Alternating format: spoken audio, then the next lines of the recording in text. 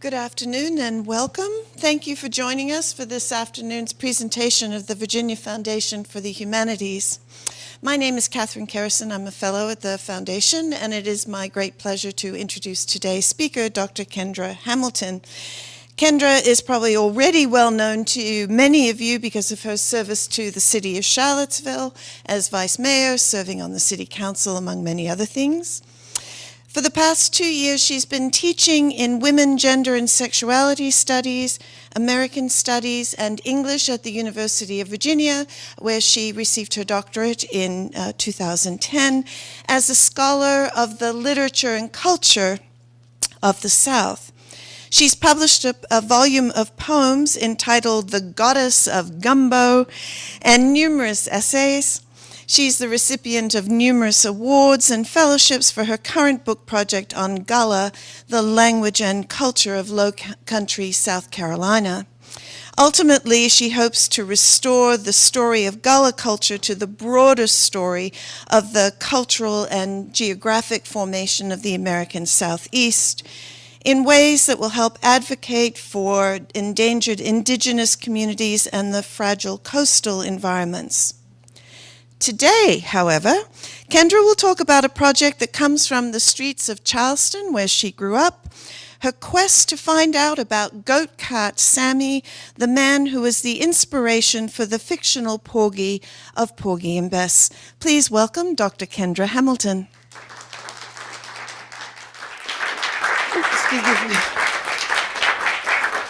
Thank you, Catherine. And thank you, everyone, for coming. It's great to see everybody. Now, when people ask me, Kendra, what do you do? We'll have an answer to that.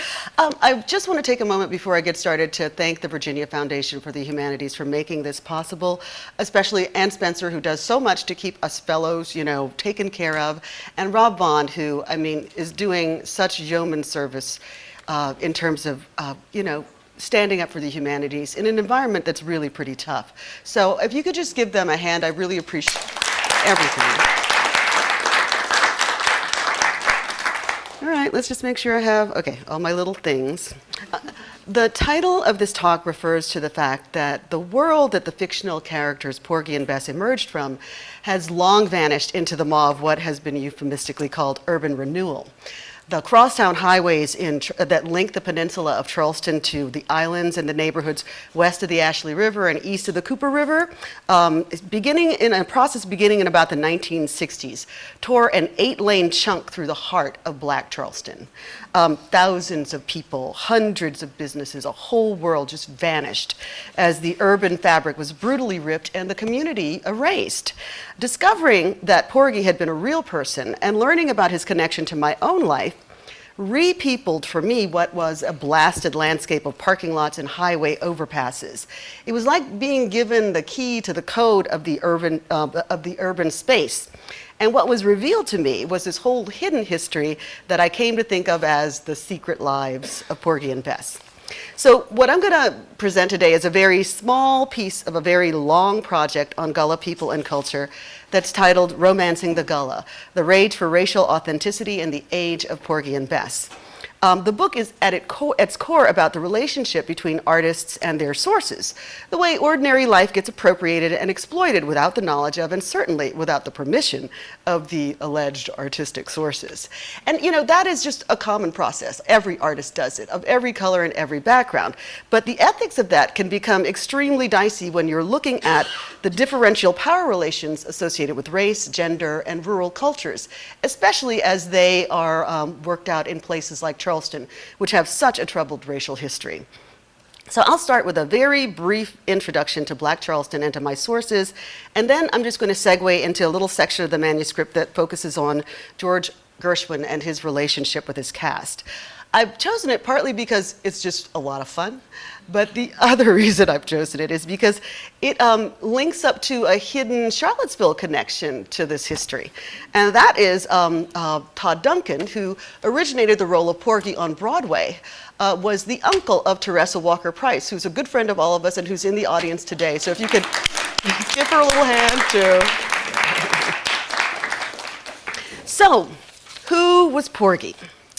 He was inspired by Samuel Smalls, a panhandler who was distinctive on the streets of Charleston in the 19-teens and 20s because of his fine singing voice and because of the creative way that he had overcome his disability. Having no legs, he got about using a goat cart, hence the nickname Goat Cart Sam or Goat Sammy. So place is a critical marker in this story. Oops, this thing. And I'll just orient you really quickly. But let's see, this gold star down here at the bottom, this is the neighborhood that DuBose Hayward, who the writer of the book, Porgy and Bess, lived in, and where he also located his Catfish Row, his fictional Catfish Row. This is actually where Porgy lived, roughly around the corner of Mount Pleasant Street and King Street. This four-pointed star at the top, that's where my grandmother was born and raised. So that sort of gives you an idea of the geography behind it.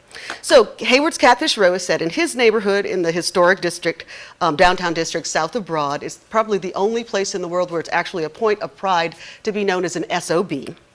Goat Cart Sam's actual stomping grounds completely at the other end of town in a neighborhood known as the Charleston Neck. You see this whole neighborhood right here is known as the Neck. It's the place where, it refers to the place where the peninsula is connected to the mainland. Okay, so this is actually a distinction that makes a difference. In downtown Charleston, residential segregation along the typical Southern pattern is a relatively late development that's associated with civil rights era white flight. So the city today, which seems so startlingly segregated, was in fact thoroughly integrated for most of its history, what scholars sometimes refer to as a miscegenated space, especially even in the areas that are now the whitest, the historic districts that are immediately adjoining the harbor of south of Broad. So class determines residents south of Broad today. That was not true at all in earlier periods in the city's history. There were black artisans and professionals and business owners, also black people who were desperately poor, all living in the historic district. They were part of the country to city migration that followed the collapse of the rice economy. And just imagine people who were kept in an almost medieval state of deprivation suddenly flooding in from the countryside into the city. But these people are by no means blank slates.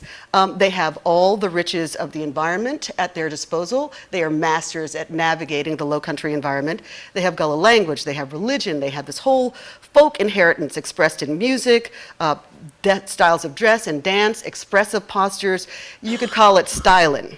So for generations, this has been part and parcel of the carnival of Charleston streets, an experience of border crossing that DuBose Hayward at least found inspiring, that others found disturbing, that Jim Crow laws and historic preservation laws were increasingly intended to police, but that even so managed to burst from all restraints to travel to places like New York City and spawn the worldwide dance phenomenon, the Charleston. True. So these are just, this is the four corners of law in downtown Charleston, corner Broad and King. And these are some of the sites that you would see in the 19-teens, 20s, and 30s on Charleston streets. The Honeyman was a famous character who was painted by many people, including the African-American painter Edwin Augustus Harleston. And that's Harleston right there. He was part of the Harlem Renaissance. And there's another section of my book that deals with his very troubled relationship with the Charleston Renaissance. These are two of his paintings and just, family portraits by a black photographer. So that's, the sort of like urban space that we're talking about in Charleston. The Neck, on the other hand, is black space. It's a dangerous, uncanny, that's sort of bordering and challenging Charleston's rigidly patriarchal and authoritarian social and political structures. As early as the 18th century, the Neck is appearing in newspaper accounts and other primary texts as home to free blacks, to slaves living out and hiring their times for wages, and also to runaways who were evading their owners basically by hiding in plain sight. The city annexed the area in 1849 in hopes of bringing the section of town under control, but control was elusive. The Neck's reputation for lawlessness, was it exaggerated? If so, then it provided a cloak of protection. whites feared the neck. Respectable blacks feared the neck. In fact, to refer to someone as a neck was to suggest violence, danger, refusal to submit to authority, the legendary badass of folk tradition. But there's also another sort of valence to that term. You know, just think of it as in terms of freedom. I mean, I'm a neck, at least by heritage. My family, the Hamiltons, our kin, the Desessars, the Halls, the Bradleys, all of us hail from places like Silver Hill, Accoby, Union Heights, Liberty Hill. Listen to those last two names, those echoes of the language of freedom. That kind of language is imprinted on all the place names of the neck. Indian names are very popular. Names that evoke Booker T. Washington, that evoke the Back to Africa movement. We have a Monrovia Street. These kinds of place names one finds over and over again in the neck. They're coded signals that mark it as a sphere of separation, of an intentional self-segregation that provides relative safety from white surveillance and control. Of course, to be honest, it also gives a very good cover to vice, especially in a port city like Charleston, with bars and brothels virtually at the entrance of the Navy Yard, running all the way south along the Cooper River, virtually to the gates of the South of Broad District, which brings us back to Sam Smalls, who among many claimants stood out on the neck as well as a gambler and a pimp, one of the most violent and dangerous in the Charleston underworld. So here my informants are my grandmother, my main informants. I interviewed many people when I was working on this project. But my grandmother, Anna Hamilton, Anna Hall Hamilton, who was about 17 at the time of the publication of the novel Porgy and Bess. Sam Smalls was somebody that she, was familiar with, saw almost daily on the streets of Charleston. She was able to, you saw the distance between Silver Hill and Mount Pleasant Street. And so to walk downtown to her job as a domestic, she would have to walk by Mount Pleasant Street basically every day. So she talked a lot about his physical presence, his singing voice, which apparently was magnificent. Everybody who knew him mentions it. She talked about where he lived, where the gambling den that he hung out with at was. And also, this picture emerges of someone who is, especially in this discussion of him as a pimp, stories of him beating women in the streets with his goat whip. So he was actually a boogeyman who was used to frighten children into good behavior.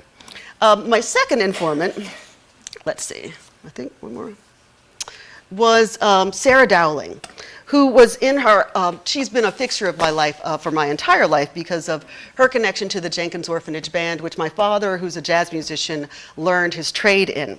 Sarah Dowling was in her 20s at the time of the publication of the novel Porgy, and married to the Reverend Johnny Dowling. And they had a lifelong connection as managers of the Jenkins Orphanage and the Jenkins Orphanage Band. And through that band, they were connected to DuBose and Dorothy Hayward, who were ardent patrons and supporters of the band, and in fact, imported the band up to Broadway to be a part of their 1927-1928 stage version of the play. So quickly about this band, because it's not a little, some little, marching thing. It was the fundraising arm of the orphanage. It started out as Jenkins' Pickaninny Band. You see that? That is the original spelling, Pickaninny Band. And it had an established repertoire of marches, spirituals, cakewalks, rags, as early as 1896. By 1914, it was renamed the Jenkins Orphanage Band. It played the St. Louis World's Fair, the Hippodrome in London. It marched in the inaugural parades of Teddy Roosevelt and William Howard Taft.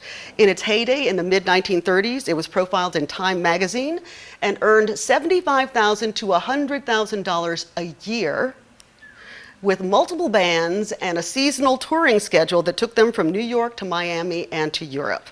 And band alums became prized members of big bands fronted by people like Duke Ellington, Benny Moten, Count Basie, Chick Webb, many, many others. One of those other alums was also, as I said, my father. So how did Hayward discover Porgy?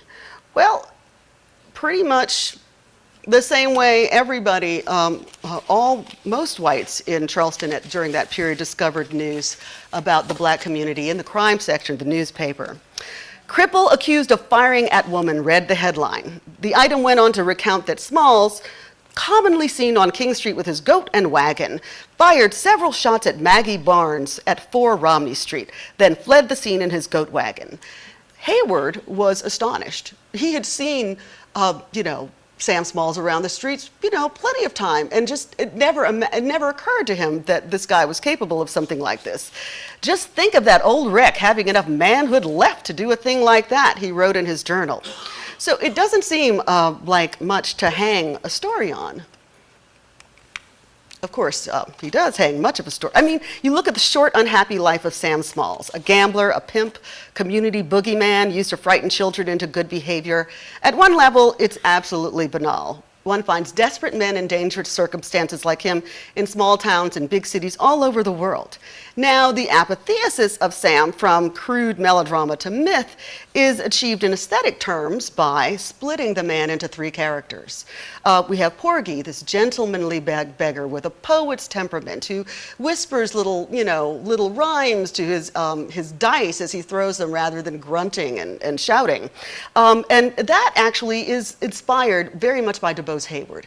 DuBose Hayward was someone who had survived typhoid and polio in childhood, but remained, had significant physical disabilities. So you see him, you get a real sense that he feels a real connection to this person who also is in the prison of his body. But then there's the gambler pimp side of Sam Smalls. He's accounted for by sporting life, the handsome, seductive, pimp and drug dealer. And then there's Crown, the neck, who mingles the elements of the bad man of folk tradition with the beast rapist of the white American racial imaginary. Real life might well have found Sam Smalls to be, as W.H. Auden opined of Don Giovanni, a dead bore, but by fracturing him into Porgy, sporting life, and Crown, each man fighting for the love of a passionate, beautiful, but fatally weak woman, Hayward was to transcend his tawdry local materials and achieve that passionate, single-minded desire that Auden claimed was the mark of true grand opera. So the thing that's really interesting about this, of course, is there's tremendous common ground between the story that's told by my grandmother and Mrs. Dowling and by Hayward. Now, Mrs. Dowling and my grandmother are disgusted by the gambling, the threat of violence, the lurid intimations of sexual depravity and drinking and drugs. And this is conveyed, in language, in ways that can't be, be put in print. The eye rolls, the sort of averted eyes, the prim pursing of the mouth. Hayward, on the other hand, is thrilled. I mean, it's what Umberto Eco described as the essential element of U.S. pop culture. Its oscillation between the twin poles in which the guarantee of the good is endangered by, but never quite defeated by, the shudder of the bad. What Hayward adds to this mix is his vision of Gullah culture, a culture that in his telling has elements of community, simplicity, and dignity, which he admires, but it's also a culture of violence, hoodoo, and hysterical religion to which he condescends. Hayward stirs Gullah culture into this potent brew of grotesque bodies, violence, hot sex, neatly capturing the tension between the guarantee of the good and the shudder of the bad, evoking in the process all these fears and fantasies about race in the 1920s within an ultimately anti-modernist, very paternalistic frame that also allows these fears to be laid to rest. So, how does this kind of modestly successful novel that got really great reviews, transform itself into a hit machine? Well, that's a very long story. But I'm going to skip to the end of it and just tell you the good stuff about Gershwin. It's a very long story, but the stuff about Gershwin is really good. So we're just going to move on to that. You can ask questions when we get to the question and answer segment. So the story of how Gershwin discovered Porgy is an oft-told tale. As early as 1920, Gershwin had expressed his ambition to write operettas that represent the life and spirit of this country. After that may come opera. In 1925, he spoke several times with critics on this theme, telling a correspondent for Musical America, "I think a jazz opera should be a Negro opera, almost a Negro Scheherazade. Negro because it is not incongruous for a Negro to live jazz. It would not be absurd on the stage. The mood could change from ecstasy to lyricism plausibly because the Negro has so much of both in his nature. The book, I think, should be imaginative, whimsical, like a Carl Van Vechten story, and I would like to see him write the libretto." Later that year, Gershwin told an interviewer for Musical Canada that Van Vechten was, in fact, working on helping him find a suitable book for his jazz opera.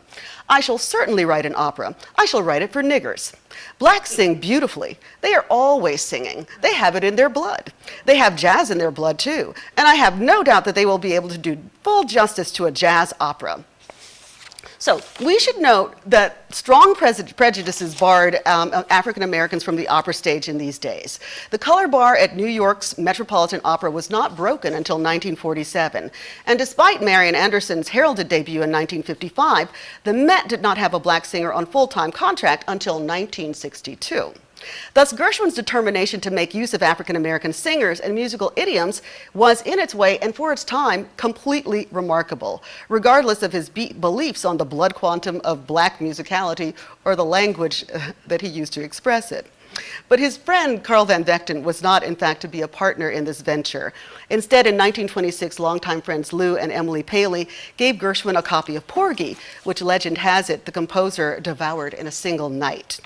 We are told that Gershwin fell in love with the novel, determined immediately that he wanted to collaborate with Hayward on an opera version, and wrote him to that effect. But he, too, had a rival for the honor, the jazz singer and blackface entertainer Al Jolson, whose interest in the role verged, according to contemporary accounts, on an obsession.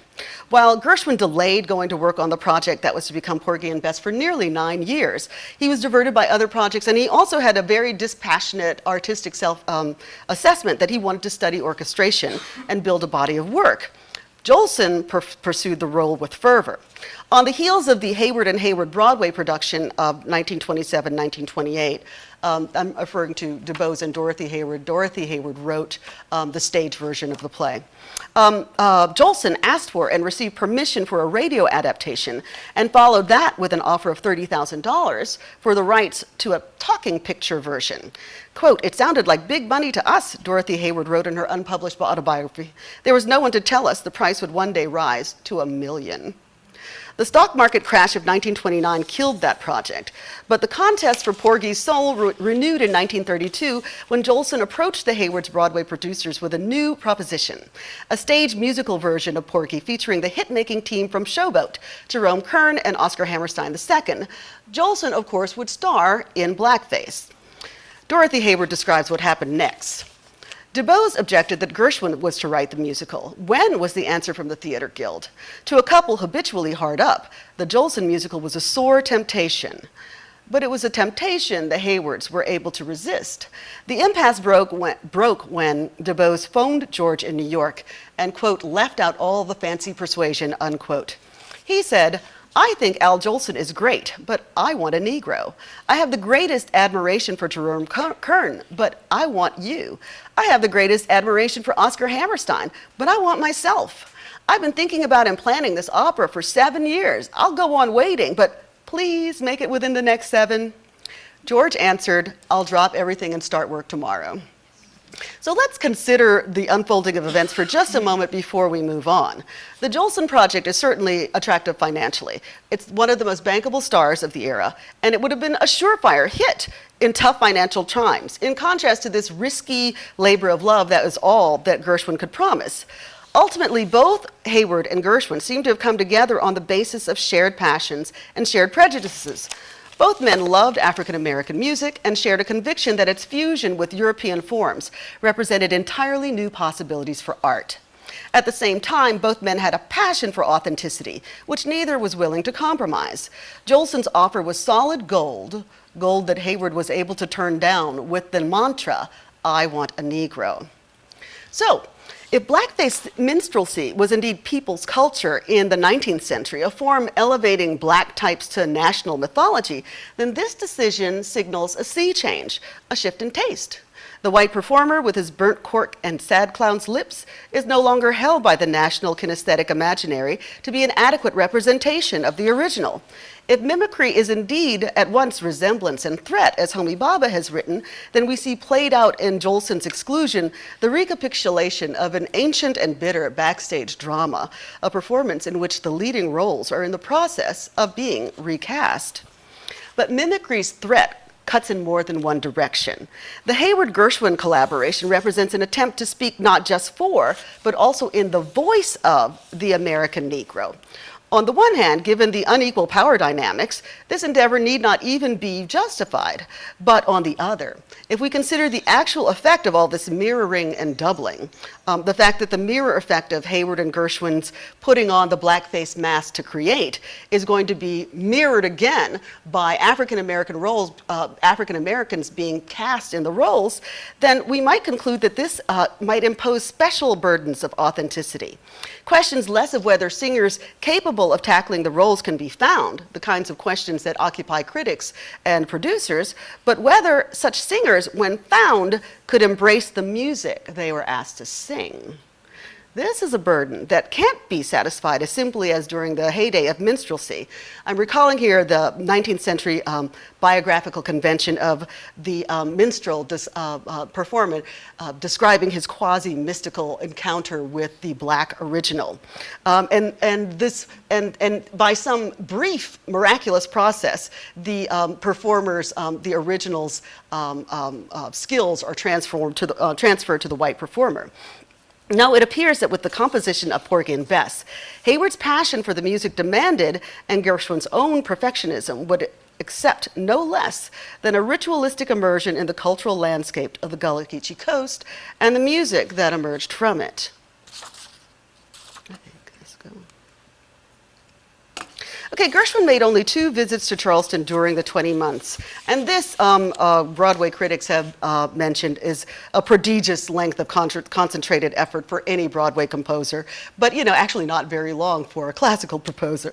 So, those months, though, seem to have been transformative. The first was a brief holiday visit between September 1933 and January 1934, in which he experienced the songs of Gullah street vendors and was impressed by a spiritual "Oh, Dr. Jesus" sung at Macedonia AME Church. Both of these elements turned into the Honey Man, Strawberry Woman, the Crab Man, and also "Oh, Dr. Jesus" actually show up in the finished the finished score.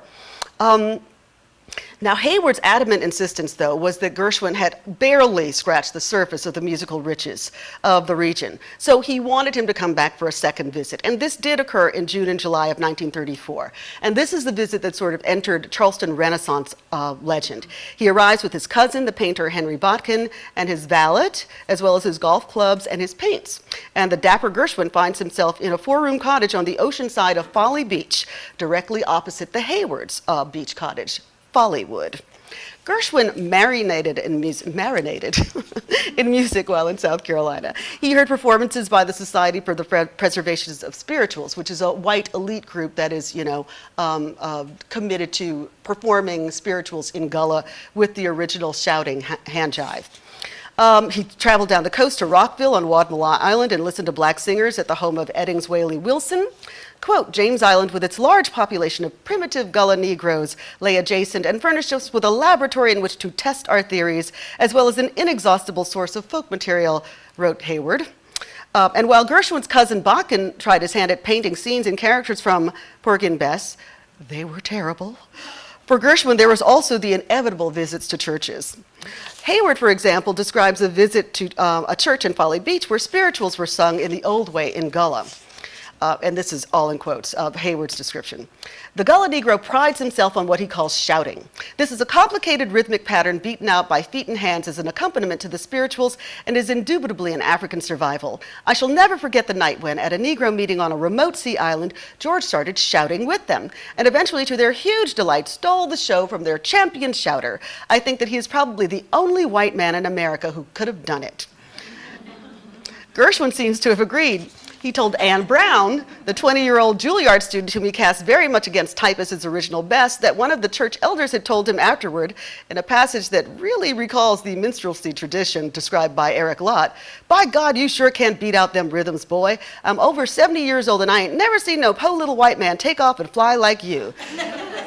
You could be my own son." Of course, there was another incident in a church recounted in Dorothy Hayward's unpublished autobiography that is somewhat less flattering to the composer.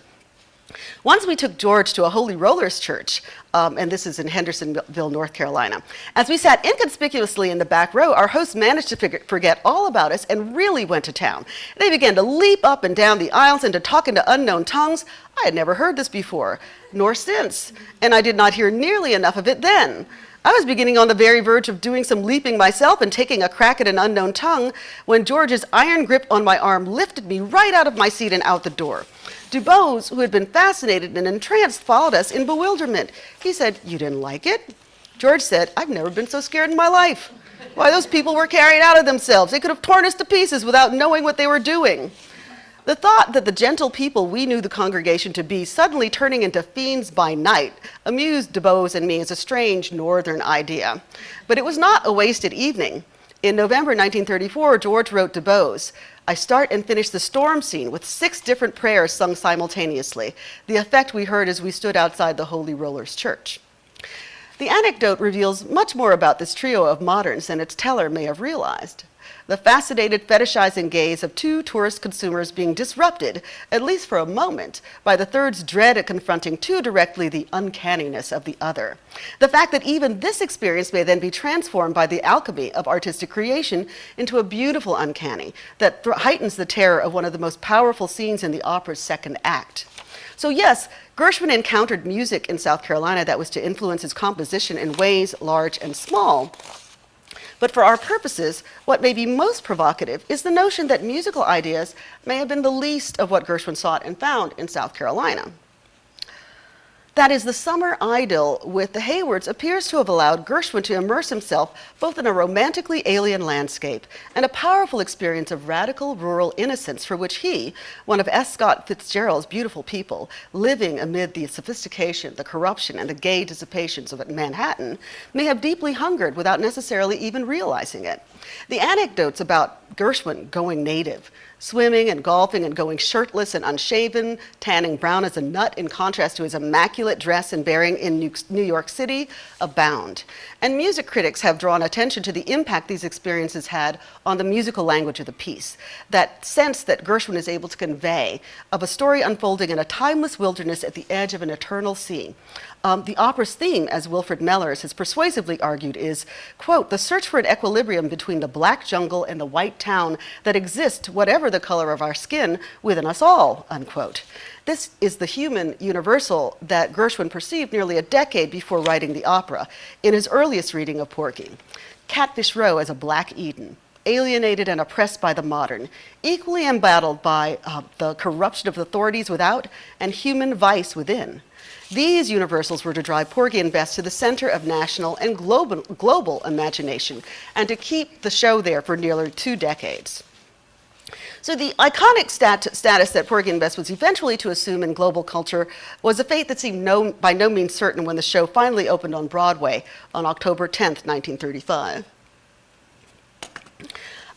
Despite a rapturous reception on opening night with an audience of luminaries, Hollywood's Katharine Hepburn, Joan Crawford, Edna Ferber, the famed violinist Fritz Kriegler, Algonquin Club luminaries, and many, many, many others, the audience erupting into applause throughout, even bringing the show to a full halt on I Got Plenty of Nothin', the critics immediately began sharpening their knives, and the drone of controversy, is it an opera?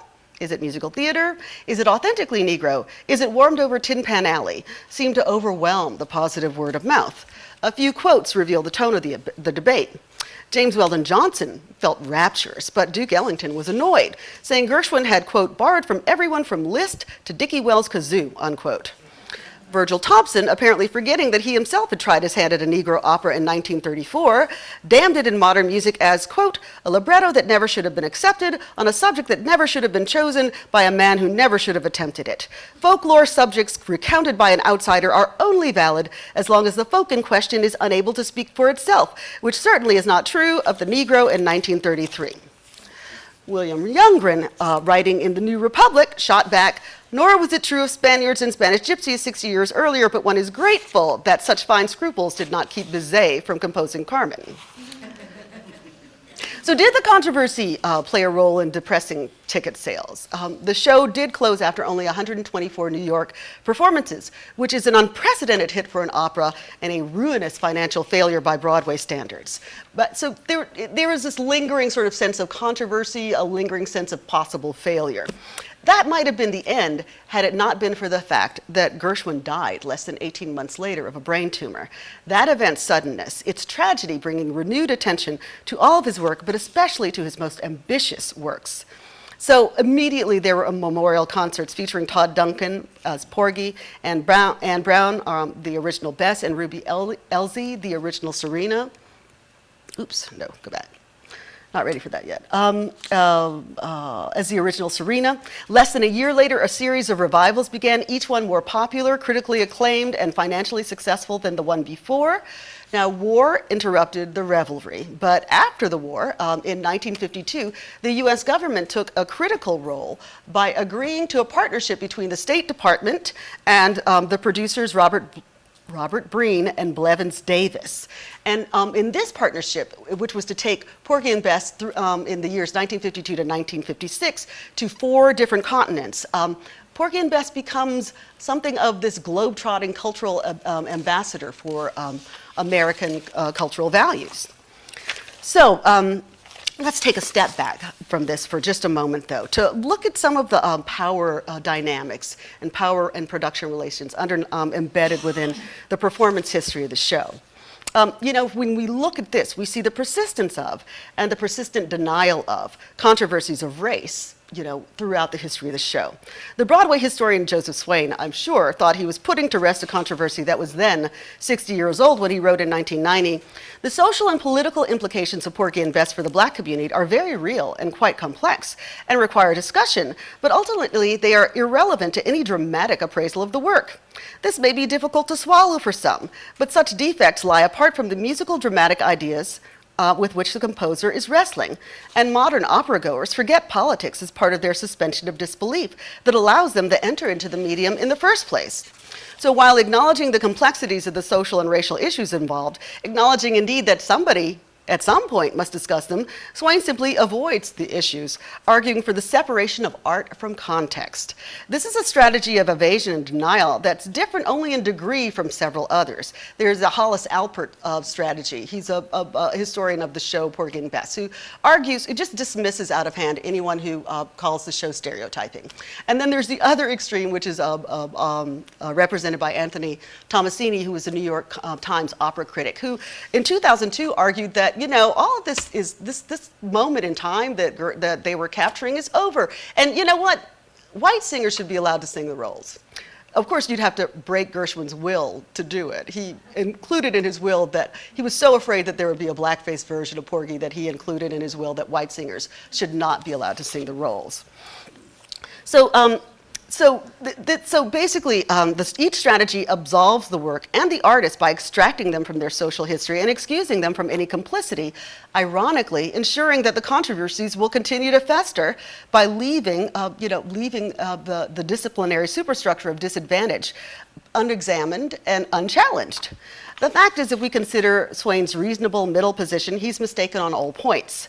On the one hand, there's considerable evidence that the opera's social defects do in fact inhibit its ability to evoke that willing suspension of disbelief.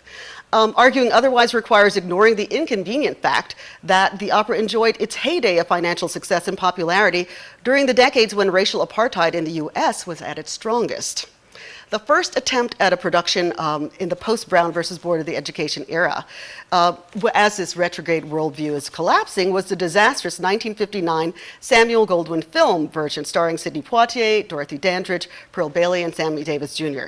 So embarrassing a failure due to withering reviews and a highly effective NAACP boycott of segregated Southern theaters that Goldwyn yanked the film from theaters in disgust and left instructions in his will. Wills are very, prominent in the history of this, that it was to be removed from distribution. You still can't get it. I think that, more to the point though, Swain's argument that socio-racial issues can or should be separated from musical dramatic ones simply founders on the rocks of the fact. For Gershwin repeated again and again in interviews that his aims were not only musical and dramatic, but social and racial too. He states with an insistence that verges on monotony his desire both to create a new idiom in music and to do it with African American styles and singers. And if his stated words offer any reason for doubt, his social interactions with his cast throw his apparent sincerity into sharp relief. A few anecdotes will serve to illustrate the point.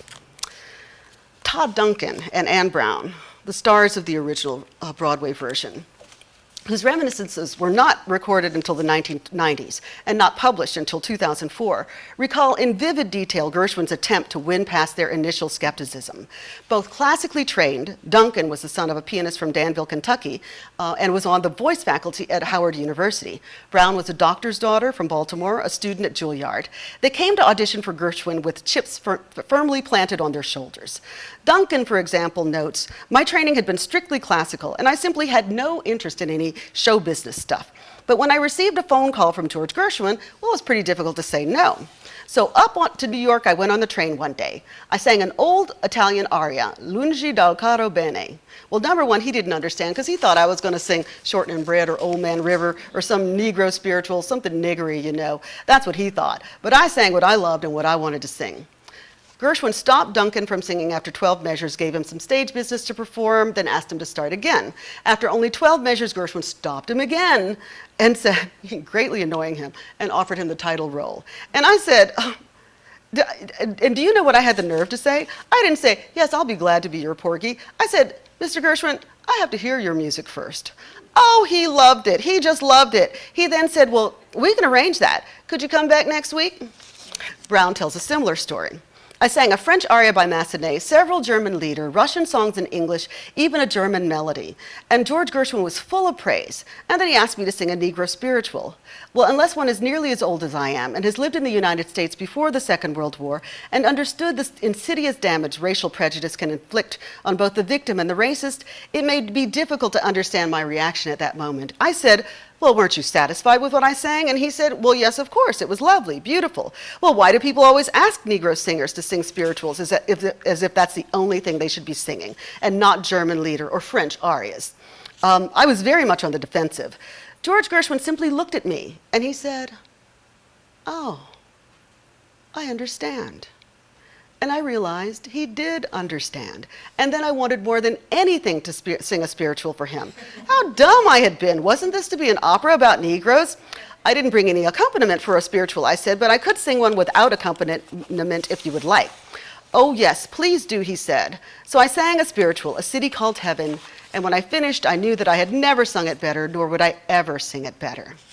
Though Brown was as physically unlike Bess as could be imagined, all sort of schoolgirl innocence and cafe au lait skin, Gershwin soon decided he had to have her as his Bess, and was even prepared to fight his producers to get her. The performance history is full of moments like these, moments in which the members of the cast and Broadway's crown prince are revealing themselves as being fully aware of and actively negotiating the complex racial and social and musical dynamics at play in their interactions. And these anecdotes just sort of pile on top of each other. You know, Duncan getting mad at Gershwin for flirting with his wife and threatening to settle things with him man to man, and the guys sort of like, you know, apologizing to each other and becoming fast friends. Or Gershwin having to teach John Bubbles, who taught Fred Astaire how to tap dance, but didn't read music, how to tap his way into the rhythm so that he could sing his part and come in on the right cues. Or Gershwin laughing at his crew because they were all from the Midwest and North, and they were all, educated and musically trained, and they had no idea about Southern culture or street culture, and so he was always teasing them about it. He even offered to stay in black homes on the road because, he was so personally insulted by the racial segregation that kept his cast out of hotels. So there's this particularly moving anecdote in which Ruby Elzie, whose Serena sings My Man's Gone Now, which is the show-stopping aria that brings the first act to a close, that she gave a rendition of the song that was so powerful that the entire cast and crew the production ground to a halt. And Gershwin, who had been back at the back of the audience, walked up to the front, like spellbound, moved almost to tears. And it was the moment when they all knew that he had captured something. Or as Duncan says, he knew then that he had put on paper accurately and truthfully something from the depth of the soul of a South Carolina Negro woman who feels the need of help and carries her troubles to God. Of course, there are all too many reminders that the equality of the rough equality of the collaboration goes no further than the theater footlights. One of those reminders is when Lawrence Tibbett, who is then considered the greatest baritone in the world and is at the Metropolitan Opera, starts haunting the rehearsal space. And people are initially flattered. And then they find out that Gershwin's record company, RCA, has hired Helen Jepsen and Tibbett from the Met to record the official cast recording. Brown notes, we were all so young in the business, we knew there was nothing to be done about it. Gershwin, she says, apologized for the slight with the words, I would prefer that you and Todd would sing these parts, but I don't have anything to say about it. This is business. There was one other time when Gershwin did take a role, though, and that was when they were, the final show of the road tour was in Washington, D.C. at the National Theater, which was then segregated. And Todd Duncan, and who was from D.C., had been living in D.C., and Anne Brown just put their feet down and said they would not play in a segregated theater. And so the rest of the cast members just turned on them. Anne Brown says, particularly Matthews, who sang Jake, said, you can't refuse. Who do you think you are? This is your first experience on the stage, and you think you can say where you will sing and where you will not? Well, you'll be blacklisted for the rest of your career. And I said, I don't give a damn. I'm not going to sing in Washington. So this time, Gershwin went to bat with the producers and made them wrestle the National Theater down. And there was integrated seating for that night. But the following week, Brown noted satirically in her interview, the National rolled out the red carpet for Ethel Waters, playing once again to a whites-only audience. So these struggles highlight a phenomenon that's really central to understanding the power relations underpinning Porgy and Bess's U.S. performance history. That while giving employment, self-determination, self-expression, of course stardom to so many blacks in the entertainment industry, it's also served as a tool of white supremacist cultural imperialism. Passively by insisting that this, through a kind of performative synecdoche, that a single, around 1925 community of desperately impoverished gullahs can somehow stand for all African Americans, and also actively through the patchwork of quilt of segregation policies at theaters beyond the borders of New York City that prevented the mass of African Americans from ever seeing or encountering the show outside of a handful of song hits for the first 3 decades of its history. So there's a sense in which Porgy and Bess exists only as stereotype, not just in African American cultural memory, but in most American cultural memory too. A song hit like the perennially popular I Got Plenty of Nothin', for example, removed from Duncan's performance, which very few people got to see, ends up sounding like this kind of retrograde, happy darky banjo song, rather than the bitter protest song that it's actually meant to be. So what I'll do is I'll just run quickly into the European history because it offers a really interesting counterpoint to the American, and then I'll go quickly to my conclusion. So audiences abroad are able to catch nuances of the performance that American audiences do not. In the US, critics really get hung up on questions of its authenticity and also its purity. There are some who really don't like the fact that it's neither black nor white. And that is what the quote from Stark Young, who is a Civil War, best-selling Civil War novelist. He says, the trouble with the whole thing is that it's neither black nor white. But European audiences are actually thrilled by this. They love the newness, the originality. In fact, they also feel less of a need to evaluate and dismiss what they're viewing on purely racial grounds. And for example, when William Warfield and Leontine Price headlined the first tour, Breen Davis tour in September 1952, there were 14 curtain calls at the Vienna Volksoper and 21 at Berlin's Titania Palast. And the critics, rather than getting bogged down into questions of is it opera, is it authentic, instead were arguing the fine distinctions among jazz opera and Volksopera. opera, eventually concluding that Gershwin had surpassed the efforts of composers like Smetana, Kurt Weill, Giancarlo Menotti, and instead created a new kind of opera, an opera of hyper-realism that emerged directly from the folks' encounters with jazz and modern life. This is not something, the kind of, really interesting analysis that you get from American critics. They're aware of, the Europeans, of course, are aware of the propaganda aims of sending Porgy and Bess out on the road, but still the cast creates waves of goodwill wherever they traveled. Warfield becomes a sensation in Vienna at a benefit concert of German Lieder, which of course he sings with a flawless accent.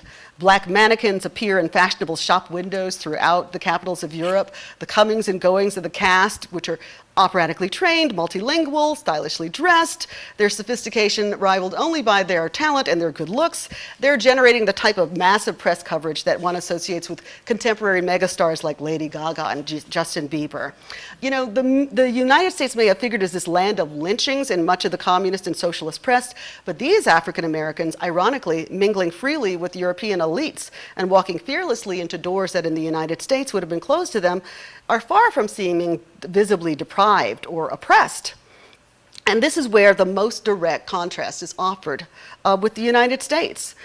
In the 20 years since Porgy and Bess had opened on Broadway, the show was intended to shatter stereotypes, but gradually over time, as the deaths of its creators had allowed it to escape the show, to escape their intentions, it becomes an instrument of American apartheid, employing an elite of African American talent while exposing them and potential African American fans to insult, slurs, and exclusion. In Europe, on the other hand, Porgy and Bess was always symbolic of the freedom of the human spirit in the face of oppressive structures of society. The earliest European production was in Denmark during the Nazi occupation. So imagine that, an opera about black people written by a Jewish composer being performed while the SS is in town. So, this is what Porgy and Bess stands for in Europe. And so, for a brief period of time, Porgy and Bess sort of conquers the world. Oh. I meant to bring those up. Okay, so circling back to the question we started of, Porgy and Bess. Is it an act of love and mimicry born of love, or is it just another darky act that traps the love object like a butterfly in amber, freezing this moving, breathing, expressing, culture-making beings into performances that can be repeated again and again? And the answer is yes. Yes to both. Hayward and Gershwin are definitely motivated by love, but the unequal power dynamics between the artists and the culture they're representing and the performers with whom they interact cannot be denied. And the long shelf life, successful commoditization, and continued popularity of the works they create mean the business interests that control the commodity may, after the artist's death, continue to demand this type of representation, whether or not the culture or artists want to provide it. The commodity interests, furthermore, are in a position to reward certain kinds of performances, thus eliciting more of them, and to threaten the existence of others by simply ignoring or refusing to award them. Indeed, a kind of mimicry that becomes popular enough can intervene in, change, even threaten the very viability of the culture it claims to love. This is a love that doesn't just steal, it's a love that strangles. So the city of Charleston was not indifferent to the fact that it was being ground out as intellectual property. As time has gone on, and Charleston and the actual story of history of people and the location of Charleston has become less relevant, Charlestonians have become less excited about Porgy and Bess. So there are all kinds of really interesting quotes from people saying, it just doesn't reflect, the culture and the place that I come from. It doesn't reflect the people that I knew and so on. As for the reactions of African Americans who were close to Sam Small's home, they're negative too and tinged with anger. Anger that white Charlestonians remained so opposed to integrated seating that Porgy and Bess circled the globes four times before the unofficial boycott on a home production fell in 1970. Anger over the treatment of Samuel Small's Elvira Gibbs.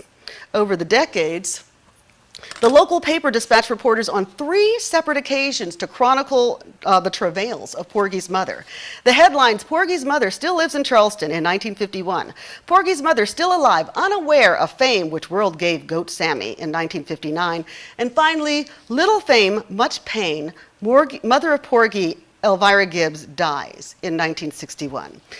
All of these articles reveal a really unseemly fascination with the ignorance, poverty, and violence of the city's underworld, even as it seems to have occurred to no one that a few $1,000s skimmed off the millions in profits generated by the franchise would have bought Mrs. Gibbs a house and kept her in comfort throughout the last decade of her life. So Mrs. Dowling speaks with great sort of disdain of folklore collectors who have trooped in year after year over the years and, asked for her stories and given her nothing in return. She talks about a time where she confronted a woman from the Educational Television Network and said, I'm really tired of you guys doing this. She said the woman turned red, stuck $10 in her hand, and almost ran out the door. My grandmother, let's see. Yeah. So my grandmother, she was a woman who was abandoned by her husband during the Depression with 4 mouths to feed. So she had much more pressing concerns than the fate of Sam Smalls, and was only vaguely aware of the long and turbulent fictional career that he had enjoyed. She said to me at one point during our talk, "Didn't they make a movie about him?" So still in considering the tension between Goat Cart Sam and Porgy, she may have summed up the ironies of the situation best when I told her, yes, they had. Oh, Goat Cart Sam, dead and gone, and they still making money off him. So, thank you.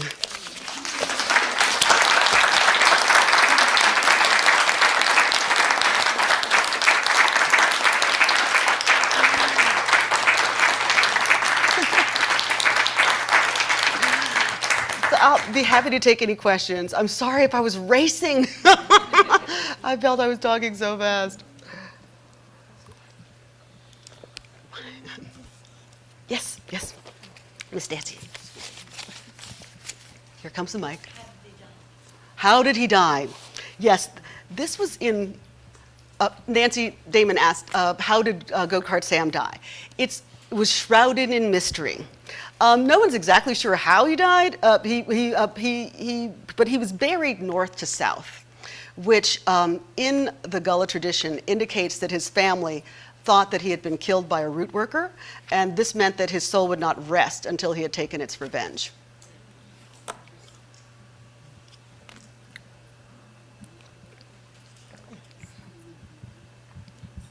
Kendra, that was so good. Thank you. Thank you. So Gershwin was from Harlem, wasn't he? Didn't he live in Harlem at some point, or spend his childhood there? I'm not exactly sure what part of town, but he was from one of those immigrant neighborhoods. It may well have been Harlem, but he spent a lot of time visiting Harlem. Particularly, he was really inspired by James Reese Europe's Hellfighters bands. Yeah. So there were clubs, and these were clubs that, interestingly enough, the section of town that there were actually sections of town. The Great Migration was very sort of geographically specific. So people from the Low Country, from Charleston and Savannah, who went up north during the Great Migration, most of them ended up staying in Hell's Kitchen.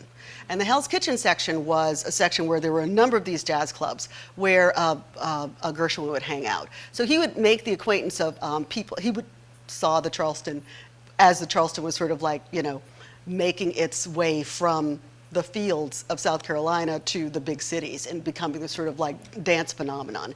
And this is also where he, encounters much of the musical language. Okay. Well, you answered the question I was about to ask, yes. I think, about whether, that's very interesting that he might have looked to the South through its representation in the North, right, where he was. That was the initial encounter. Yeah. And I think he made some interesting connections in the music when he came south. I'm interested in the name Porgy. Mm-hmm. What associations are there at that time or currently with Porgy? I think they use the word Porgy to describe a particular kind of bait fish in the South. It's a fish, yeah. Porgy is a fish. But they have a different name if you go up to Long Island, the same fish with different names. In Virginia, different names. But the name Porgy is actually there's a character in a series of novels by William Gilmore Simms, who is sort of like the South's James Fenimore Cooper, writes a series of these sort of adventure novels. And he's got this fat kind of comic Falstaff character who is called Captain Porgy. And so I think he's like sort of playing on the fish, you know, and the fact that the mosquito fleet is a big part of the novel. So, you know, he's right there next. I mean, his house is basically right there next to the harbor. So, you know, fish is kind of like everywhere. And also I think he's like drawing on this tradition of the Sims novels, which were very popular in Charleston, you know. The background was terrifically enriching. Do you think it's okay to just plain enjoy that dynamite opera? Oh, I love it. Oh, good. I love it. Yeah, when I was writing the chapter, I just played it over and over and over again. And the thing it was really fun. I did a fellowship at Bellagio back in 2006 when I was doing the earliest version of this chapter, and I discovered that another scholar who was there with me, he and his wife were considerably older, and they had seen Porgy and Bess, you know, during one of the performance versions, and her favorite song was. A Woman is a Sometime Thing. So we sang the songs from Porgy and Bess like, you know, people thought we were insane. We were walking all over these little towns in Italy singing songs from Porgy and Bess. So yeah, I love it. Mm-hmm. Any more questions? All right, thank you so much.